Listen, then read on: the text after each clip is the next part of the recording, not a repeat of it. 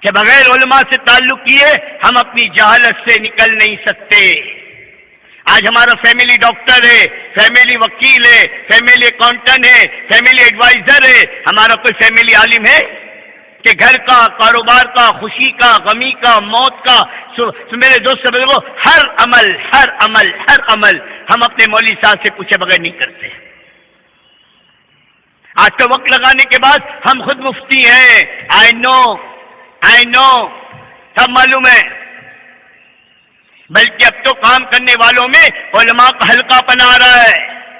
اور ایک بات اچھی طرح کان کھول کر سنو، اگر علماء کا حلقہ پن آیا اور علماء کی قدردانی نہ ہوئی، اللہ اس حلقے پن کا جو وبال دے گا، اللہ ہماری اولاد کو علم سے محروم کر دے گا۔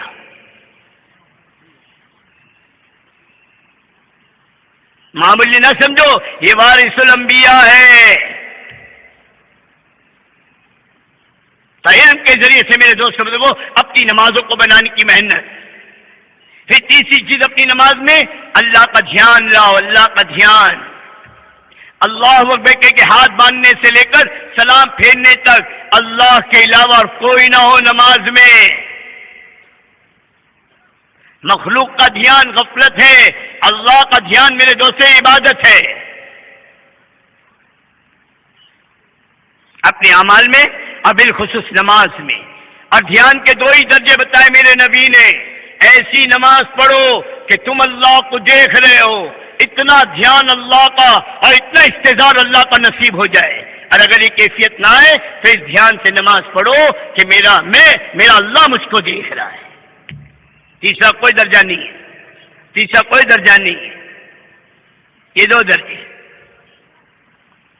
اور چوتھی چیز اپنی نماز میں کلمے والا یقین لاؤ کہ جو یقین بنایا کرنے والے اللہ ہے، میں اللہ کی اطاعت بندگی کروں گا، میں اللہ کے حکموں کو پورا کروں گا، اللہ میری دنیا اور آخرت کے مسئلوں کو حل کرے گا۔ اور پانچویں چیز اپنی نماز میں اخلاص والی نیت۔ جیسے عمل دل کا شرک اللہ معاف نہیں کرے گا، عمل کا شرک بھی اللہ معاف نہیں کرے گا۔ کہ نماز کس کے لیے؟ صرف اللہ کے لیے اور کوئی مقصود نہیں۔ ہاں یہ صفات ہے دوستو، روزانہ کی محنت کی چیز ہے۔ دعوت کے ذریعے سے، دعا کے ذریعے سے، عملی مشق کے ذریعے سے ان صفات کو اپنے اندر لانا ہے۔ تیسرا نمبر علم اور ذکر۔ اور مولانا الیاس صاحب رحمۃ اللہ علیہ کہا کرتے تھے، مجھے ڈر ہے میرے کام کرنے والے علم اور ذکر کے نمبر کو ہلکا سمجھیں گے، اور علم اور ذکر کے بغیر یہ دعوت کے کام میں نہیں چل سکتا۔ علم اور ذکر کے بغیر دعوت کا کام آوارہ گردی ہے۔ نہ جہالت کے ساتھ کوئی اللہ تک پہنچ سکتا ہے اور نہ غفلت کے ساتھ کوئی اپنے اللہ کو منا سکتا ہے۔ اور ہماری جہالت اور غفلت کا علاج علم اور ذکر ہے۔ آج تو اللہ کے ذکر سے جو مناسبت ہے، کوئی تسبیح لے کر بیٹھا ہو تو پوچھتے کیا کر رہا ہے؟ اچھا تسبیح پوری کر رہا ہے، دعوت دے بڑا تسبیح پوری کر، ہلکا پن۔ جیسے دعوت اس راستے کی محنت ہے، جیسے گشت اس راستے کا عمل ہے، جیسے تعلیم اس راستے کا عمل ہے، اللہ اللہ کرنا، قبلہ رخ بیٹھ کر باوضو اللہ اللہ کرنا، یہ بھی دعوت کا عمل ہے۔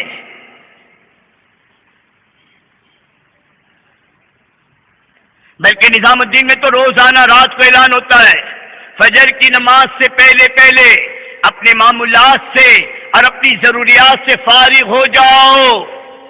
کیا مطلب؟ تمام کام کرنے والوں کو بتلایا جا رہا ہے، اپنی تسبیح ہے، اپنی تلاوت ہے، اپنے اعمال ہے، فجر کی نماز سے پہلے پہلے۔